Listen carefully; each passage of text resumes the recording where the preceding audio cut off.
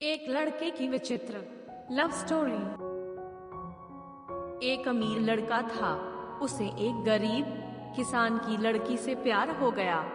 लड़की सुंदर होने के साथ साथ काफी समझदार थी। एक दिन जब लड़के ने उस लड़की को बताया कि वह उससे प्यार करता है और उससे शादी करना चाहता है, तो लड़की ने कुछ सोचने के बाद उस लड़के को शादी करने से इनकार कर दिया, क्योंकि वह गरीब परिवार से रिश्ता रखती थी।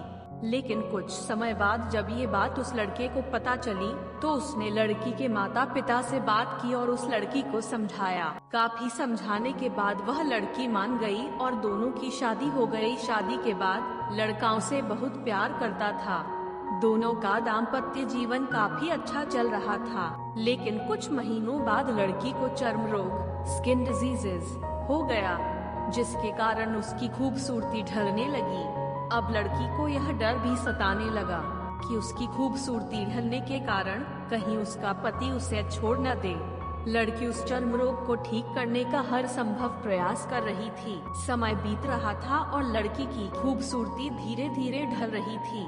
एक दिन वह लड़का एक काम से दूसरे शहर गया। लड़का जब वहां से वापस आ रहा था, तो उसका रास्ते में एक कार के साथ एक्सीडेंट हो गया। उस दुर्घटना के दौरान लड़के की आंखें की रोशनी चली गई। इस दुर्घटना के कुछ समय के बाद उनका जीवन फिर से सामान्य और सुखी बीतने लगा। वह लड़की चर्म रोग की वजह से दिन प्रतिदिन कमजोर और बदसूरत होती गई, लेकिन पति अंधा होने के कारण उनका दाम्पत्य जीवन ठीक चलता रहा और दिखाई न देने के कारण वह लड़का उससे पहले की तरह प्यार करता रहा। कुछ सालों बाद बीमारी के कारण उस लड़की की मृत्यु हो गई।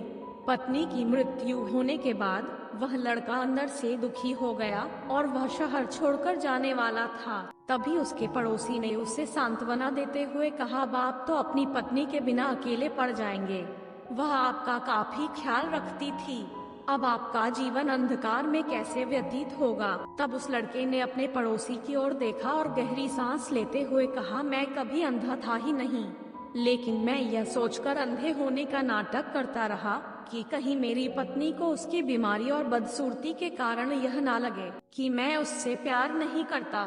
इसीलिए मैं इतने सालों तक बिना कुछ कहे हुए अपनी पत्नी की खुशी के लिए अंधा बना रहा।